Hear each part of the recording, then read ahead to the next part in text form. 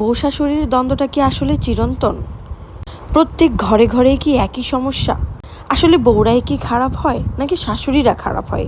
প্রত্যেক ছেলের একই কথা, আমার মায়ের মতো মা হয় না। আসলে কোনো মাই কিন্তু খারাপ হয় না। তাহলে এই শাশুড়ির রূপটা কেন এত ভয়ঙ্কর হয় মায়েদের?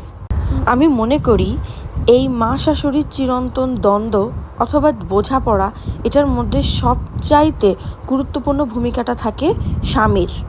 মায়ের যেমন মূল্যায়ন আছে, মায়ের পায়ের নিচে যেমন জান্নাত, ঠিক তেমনি স্ত্রীও কিন্তু ইম্পর্টেন্ট। সে আপনার সাথে সারা জীবন থাকবে, সে আপনার সহধর্মিণী।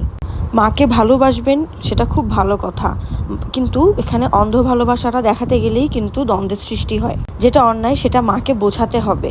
আর বউও যদি কোনো বাড়াবাড়ি করে, বউকেও কিন্তু বোঝাতে হবে। বউকে বলতে হবে তুমি মানিয়ে নেওয়ার চেষ্টা করো। মাকেও বুঝতে হবে যে ছেলেকে সে বিয়ে দিয়েছে, তাকে এখন শান্তিতে সংসার করতে দিতে হবে। সন্তান আমার, সব আমার, সংসার আমার, এভাবে আধিপত্য বিস্তার করতে গেলে কিন্তু অবশ্যই এখানে দ্বন্দ্বের সৃষ্টি হবেই।